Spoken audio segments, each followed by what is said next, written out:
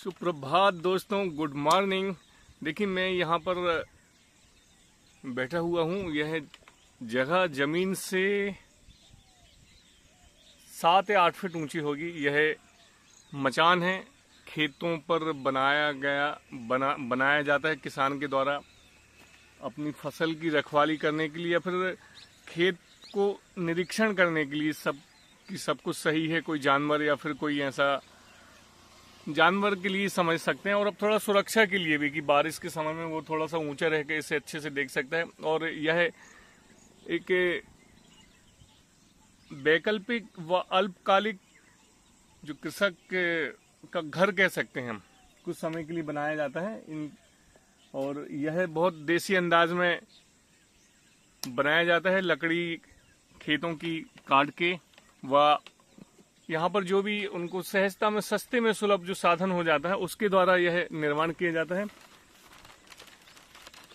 यह जो मचान बोलते हैं, इसे मचान या फिर देसी भाषा में मढ़वा बोलते हैं व ढबुआ भी कहा जाता है इसे। आप देखिए यह बाजू में जो वृक्ष है यह पलाश का वृक्ष है। इसके जस्ट बाजू में यह बना हुआ मचान।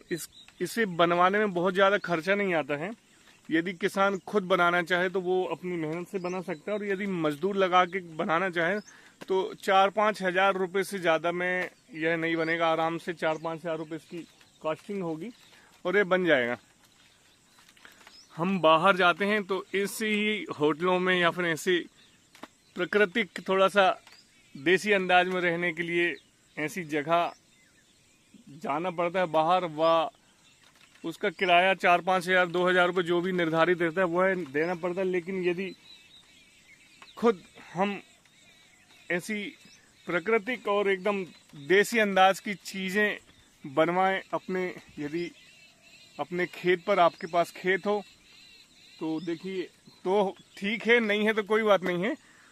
तो इसमें रहने का जो है, थोड़ा सा समय बिताने का जो मज़ा है वह अविस्मरणीय है। उसकी शब्दों में व्याख्या करना मुश्किल है। यह बहुत ही सुखद अनुभव है, सुखद आभास है।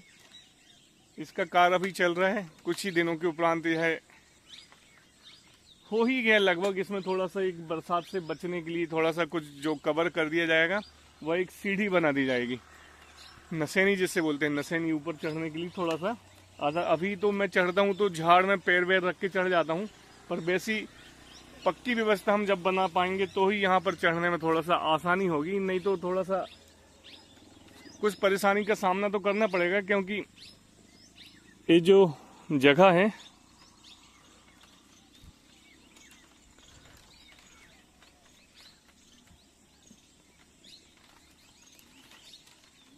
सामान से चढ़ने के लिए नहीं है। और ऐसे प्राकृतिक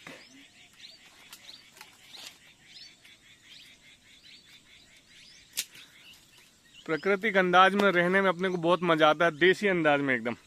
यह मेरा खेत है और इस पर मैंने एक छोटी सी झोपड़ी का निर्माण कराया हूँ, झोपड़ी का, मचान का। बहुत दिनों से मेरी ऐसी इच्छा थी कि मैं अपने खेत पर एक छोटा सा प्राकृतिक देसी अंदाज का एक छोटा सा मचान बनवाऊं। वह लगभग पूर्ण हो चुका है। कुछ ही इसमें चीजें ऐसी होना बाकी शेष हैं, जल्दी से जल्दी वह भी हो जाएंगे। अभी देखिए खेत में अभी कुछ भी नहीं लगा हुआ है। धान की फसल यहाँ पर होगी। जैसे ही जब धान लग जाएगी पूरी खेतों में, फिर यहाँ पर जो बैठने का मजा है, और जब बारिश होगी तब यहाँ बैठने का जो मजा है वह दुर्लभ क्षण होंगे। और जिंदगी का यह भी एक सुखद अनुभूति के आनंद के पल हैं। आप भी कभी ऐसी मचान पर बैठिए और फिर देखिए जरा कि जिंदगी में, जीवन में कंक्रीट के जंगलों के अलावा यहाँ पर भी सुख है। बस सुख ढूंढना पड़ता है। नज़र बदलिए, नज़रिया बदलता है। वैसे ही आज यह बहुत अच्छा लगा मुझे यह बताकर, और यह यहाँ पर मैं यहाँ पर आया हूँ। और ये जो जगह है अभी थोड़ी हवा कम चल रही है, हवा चल रही थी अभी थोड़ी देर पहले, बहुत ही मस्त एकदम मधुर मधुर बयार लग रही थी। यहाँ पर बैठ के थोड़ा सा योगासन मतलब प्राणायाम किया बैठ के, बहुत ऐसा लगा कि हाँ ये बनाना मेरा सार्थक हो गया है। जैसे ही बारिश होगी और यहाँ की जो हरियाली है वो देखने लायक हो जाएगी खेतों में और आजू बाजू सब कहीं भी, तब इसका आनंद लेने के लिए हम फिर से उपस्थित हो जाएंगे। ये झोपड़ी की बाजू में देखिए कितना सुंदर वृक्ष है, एकदम लगा हुआ इस झोपड़ी से। यह बहुत लागत नहीं लगती इसमें, देसी, अब मैंने बताया आपको बहुत ही कम लागत में बना हुआ सुंदर सा, बस एक छोटा सा प्रयास आपको करना है यदि आप करना चाहें तो। और जिसको जो चीज़ पसंद आती है वो, मुझे सब चीज़ें पसंद हैं और मैं सब हमेशा ऐसे ही चीज़ें कुछ नए करने के मूड में रहता हूँ। और इसमें चढ़ने के लिए स्थायी तौर पे मुझे सीढ़ी का निर्माण करवाना है जल्दी से जल्दी, और इसके ऊपर थोड़ा सा कवर, जब ये कवर हो जाएगा तो बारिश जब आएगी तो उससे हम सुरक्षित बैठ के यहाँ पर आराम से सब नज़ारों का लुत्फ ले सकते हैं। फिर मैं पुनः आपको वह सीन दिखाऊंगा, वह प्राकृतिक जो वातावरण जब बनेगा मैं आपको पुनः आपको एक बार दिखाने का प्रयास करूंगा। तब तक के लिए चलते हैं, बने रहिए मेरे साथ। आप सभी का दिन शुभ, आप स्वस्थ रहें। आप सभी को सादर जय जिनेंद्र, वंदे मातरम, जय श्री राम।